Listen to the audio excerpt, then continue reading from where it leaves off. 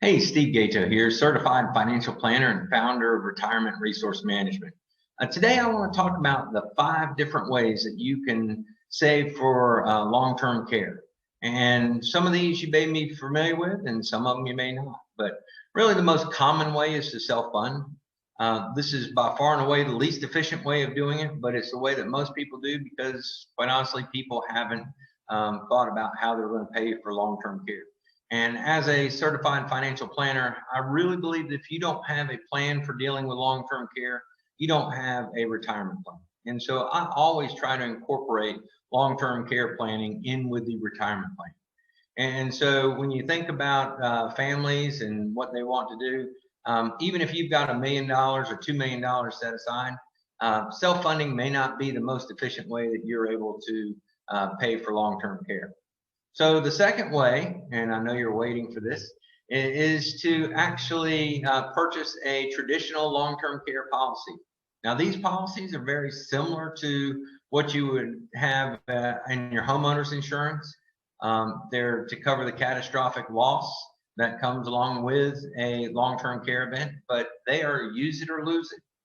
And so if you never have a long-term care event, then you don't get any benefit from these policies. The other part is that you pay the premiums usually on an ongoing basis. So every month or every quarter or year, you pay your premiums. And there is a risk that is associated with these where you may have the cost of your policy to increase. And if you go back to the early 2000s, we saw this quite frequently with companies that wanted to get out of the long-term care business, is that they just simply increased the prices to the point where people couldn't afford them. And that's not what you want to do. That's not being wise. So the third way that's out there are a hybrid type of policy. This is a rider that's attached to a life insurance policy. It can either be attached to a term or a whole life policy, a permanent life insurance policy. These are nice backup policies, I think, or in particular with the term ones. I like those for young people that are taking out a life insurance policy to protect their mortgage. This is a great way to utilize these products because, quite honestly, you're more likely to have a disabling event than you are to die, and life insurance companies know that. And so for just a few pennies more, you can actually cover should you have a long-term care or catastrophic illness or accident that they can make a payout from these. So you need to really understand what it pays for, especially with the permanent ones. I like to use them also as a backup plan.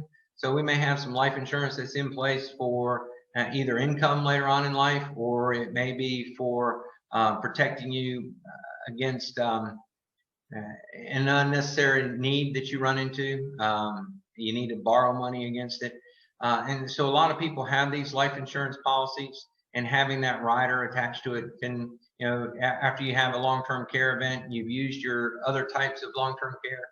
Maybe you exhausted it, it's a nice backup. And there you can choose, is it more important to have the death benefit or to use the long-term care? Because a lot of those are just accelerated death benefits. The third way our fourth way is actually an asset-based one. And there's 2 different types of these. And so that would be the fourth and the fifth way that we talked about it. The asset-based life insurance policy is my preferred way of providing for long-term care. And there's a couple of reasons that this makes a lot of sense. The first is you're simply transferring an asset on your balance sheet, and you're earmarking money for long-term care should you need it. And so in essence, you become the insurance on yourself. You've taken the money, you've set it aside, it's leveraged, so you're going to get from anywhere from 3 years to lifetime worth of benefit out of it. If you never need it, then that money then is paid out as a death benefit to your beneficiaries, income tax free. If you do need it, then it's going to be available there to be able to cover your long-term care expenses. And it also, in most cases, is an indemnified policy, which means that they're going to pay you what the policy says, and you get to use that money however you want. The other way is a reimbursement policy. I'm seeing fewer of these. They're more in line with the traditional plans, but there you have to incur the expense and then submit all the paperwork. Having gone through this with my dad, this is not the time you want to be doing paperwork. You just want to deal with the the issues that are right before you.